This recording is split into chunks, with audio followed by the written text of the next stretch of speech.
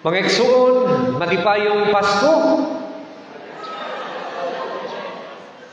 So human sa kalipay kagabi, human sa kasadya niya kita karon. Sa kahayag sa adlaw sa Pasko. Ya, kumusta man kagabi? Unsa may inyong gibati?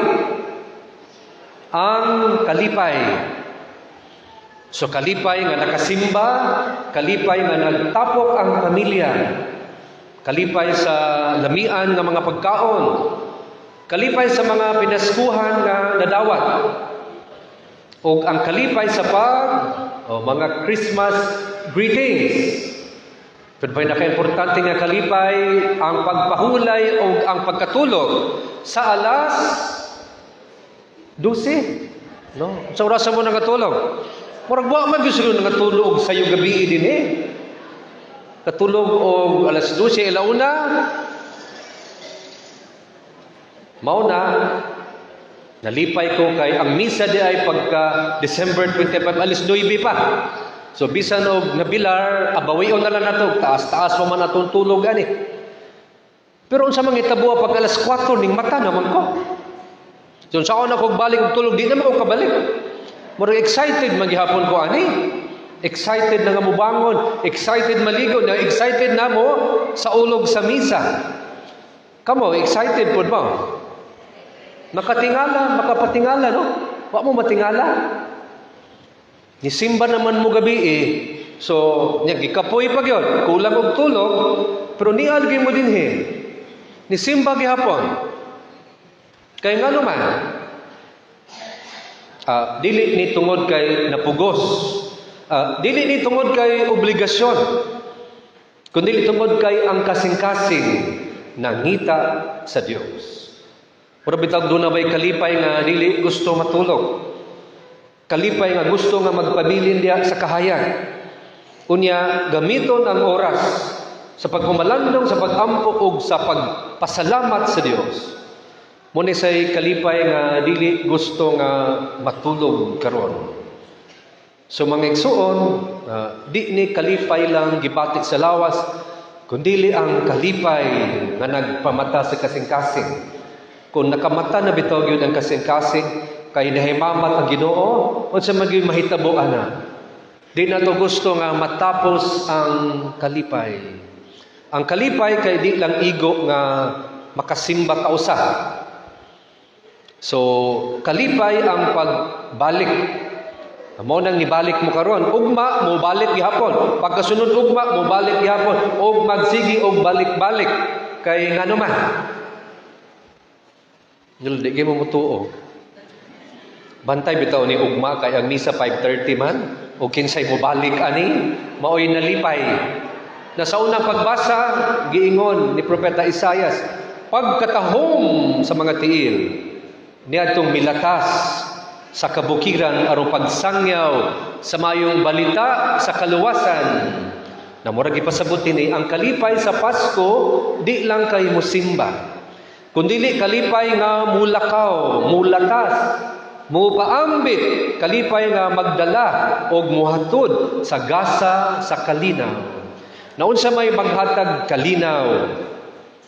Kung atong puy-an sundon ang bili sa Pasko. Kung atong puy-an ang values of Christmas, naon sa may mga bili sa Pasko. So kagahapon sa pastoral letter sa atong arsobispo, giawhag ta niya nga kitang tanan kay mo adto ta sa Belen. Unsa may buhaton kung tuwa dito sa Belen? Di lang siguro ta magpa-picture, no? So atong pamalandungan, noon sa may mga bili nga atong makita diha. Kompleto na ba ang bilin o kulang pa? Kasi nakita ninyo sa Belen, nalipay mo sa Belen? Na simple raman. Wala may daghang kaayong ipangbutang diyan daghan.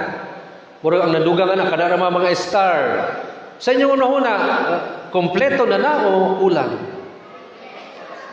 Maghatag na na sa kalipay o dili? Unsa man di ay maghatag sa tinuod nga kalipay? Ang atong gitanaw diha si Jose, si Maria ug si Jesus. So kompleto ang Pasko basta kay kompleto pod ang pamilya. Mo na nga bisan og unsa kadaghan bitaw sa giandam nga pagkaon, ang bongga kaayong dekorasyon sa Pasko, bisan pag kumpleto ng inyong mga regalo diha, basta kay dunay kulang sa pamilya, murag kulang, no? Di pa gyud siya kumpleto. Nagunhaw bitaw ko. Sa sunod siguro tuig, unsa pa may idugang nato sa dekorasyon sa Pasko? Kay nagtanaw ko sa ubang mga simbahan, nakaingon ko, wow, bongga man kaayo Bongga man kaila mga dekorasyon dito, napuno mag-star ilang simbahan sa gawas ug sa sulod. Dini sa tuwa, nanawagan mo kato sa mga kapilya, bungol-bungol lagi panahon sa Pasko ni uban. Suroy bitaw ko sa mga barangay ba no, misa ko napuno man og mga star ng ilang mga dalan. Mao to gauna-una ko basin kung nahurot bitaw dito sa barangay no, decorate ba no? Lalimtan ninyo simbahan. Kag sige lang kay ay lang mo katingala nga doon na niya mga wala nga mga star diha sa kadalanan no. Ayaw lang mo katingala na pagkakita niyo doon ang amo man ang star. Lagi dala di naabot lagi sa dinsya, ayaw mo kagol kay simba ang star. Diri na siya mo puyo, no? So kung kita no gol guwapo, bit-bitong siguro ni namo. Di na po namo dadon tanan. No, kay mapuno tag star dinhi. Nindot kaha kung dagko na siguro. Na may mga star na to pero gagmay no. Murag nalabihan lagi mo daginot og ayo. Gwapo siguro mga dagko na po ditong ibutang no. Kunya kay ngit-ngit man kayo ang palibot, murag ang atong series kanara man gid sa Christmas tree. Gwapo siguro butangan mo na to mga suga diha sa gawas. Kunya ang atong bilen sama okay ra na siya kagamay. O ato nang padak-an. Nagtanaw-tanaw bitaw kay namay sa Facebook namay mga baligya bitaw. Tanaw na ko pila pa 3 feet, 4 feet, 6 feet.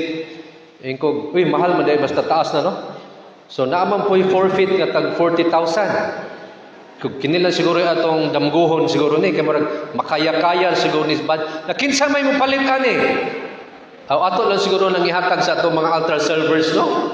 No kay kagabi naminaw bitaw sa ilang kuan.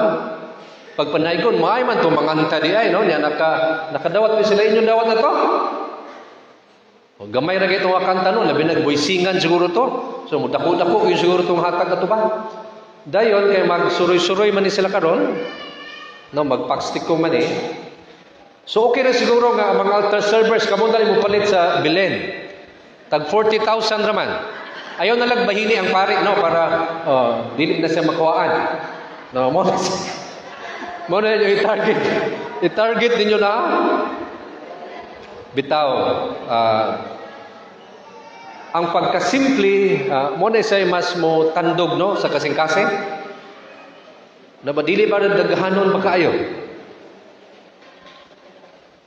naga ba yung value ng mga bongga nga dekorasyon pero magunsa man ang imong daghang kaayong dekorasyon bongga kaayo mong simbahan unya kay wala ko'y tao mo adto unsaon man na bisan pa siguro nga ang atong painit kay katog yung complete breakfast meal. So na jud kay ham, eggs, napakay hot choco. Muanha mo? Ha? O dili gihapon no, dili gihapon. Unsa man day mas muhatag kalipay ug kalinaw nato. Sa mo ni say pagtulunan sa Belen sa Pasko. Mas importante ang presence kaysa presence. No? So mas malipayon ang Pasko kung madawat nato ang presensya sa matag usa. Nya mo ni siya atong nasinati ni adtong siyam ka misa di Gallio. Daghan ang atong nakita ang atong mga kauban dinhi sa parokya. Uban gali kay wa ko makailan kung taga dinhi ba ni sila. Karon pala ko kita ani. Dahil atong nasinati ang pagkamanggihatagon sa mga tao, sa ilang mga halad, sa mga sobre sa family sponsors, sa pagpalit sa Christmas balls. Busa na puno ang atong Christmas tree. Nindot tanawon nga naputos na sa mga Christmas balls. Sa pan, sa kape, sa mga kakaning. Simple nga mga pagkaon apan dako kayo ang kalipay nga atong nadawat.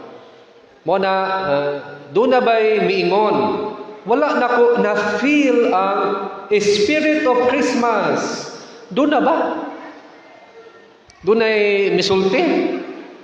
Nag-post ba sa Facebook? Wala na ko ma-feel ang Pasko karon. Ha? Ngano ba din taon? Asa man day kami tanaw? Kinsa man day ay mong gipaabot? Kung tinuod yung kang gustong malipay, na mo na siya, namutanaw lang ta sa Espiritu sa Belen. O sa kasimple nga kinabuhi. O ang simple nga kinabuhi, mas muhatag sa kalinaw. Ato na gutong dumduman tong atong mga question and answer, panahon sa Misa de Gallo. Simple raman ang mga papremyo ato. Di ba? Simple raman kayo itong mga premyo. Pero tanawaon sa kadako ang kalipay, di lang sa mga bata nga magdagandagan, sa mga bata, apil ang tigulang. Pero ang tigulang, wala ko kitang midaga, no? Mura siya, galakaw lang, baga slow motion. Pero ang tanan, kay lipay magkaayo, nga midawat, ilabi na sa planggana. Imagine na itong planggana, no?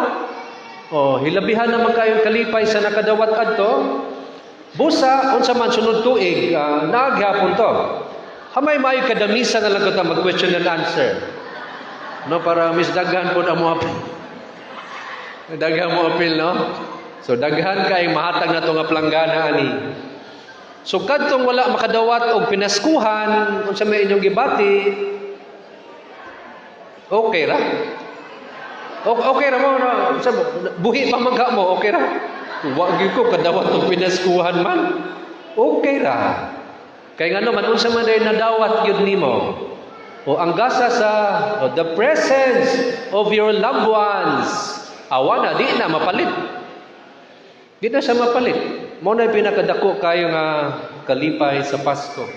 Mabitaw nga kung doon ay mawala na to, nga mahal sa kinabuhi kay mag-uol yun ta. So nakabalita na mo, no? Usa sa atong igsoon, ang inyong una din nga presidente sa PPC, si Nanay Melinda. So, gikuha na sa Ginoo. Kagahapon, sa buntag sa iyo.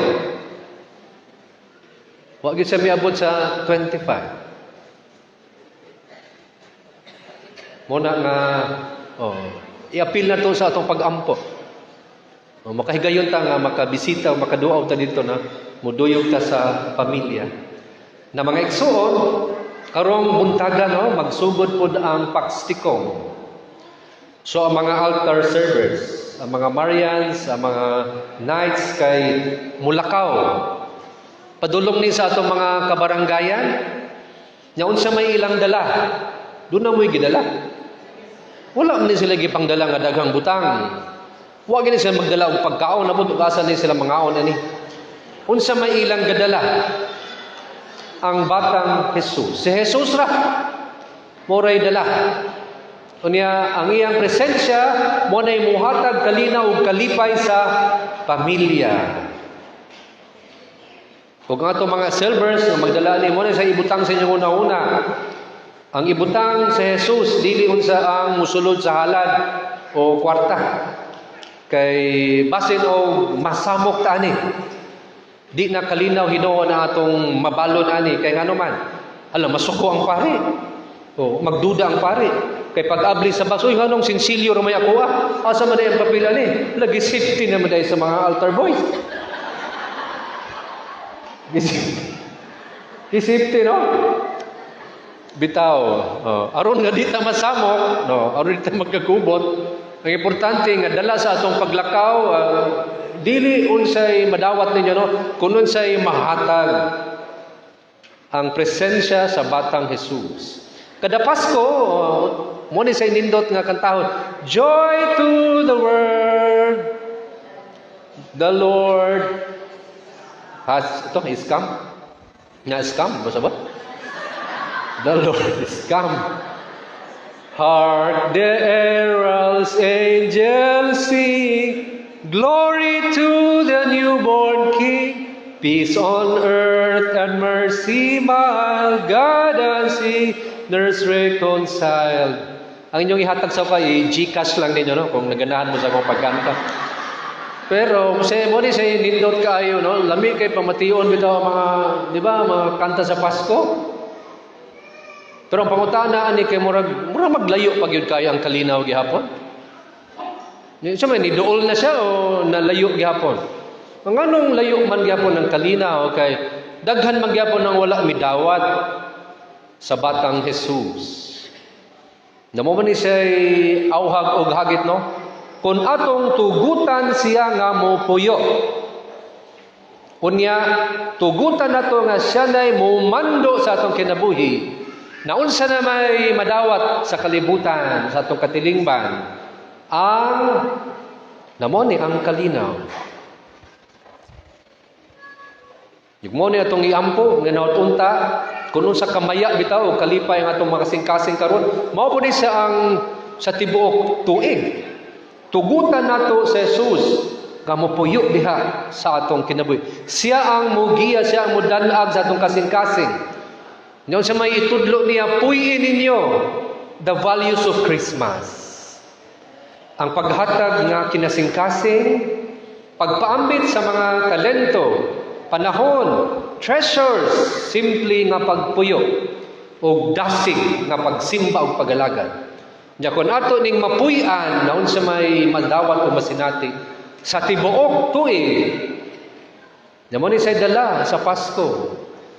Kalinaw o kalipay. Nya sugdan nato ni diya sa atong tagsa-tagsa kakaugalingon. Amen.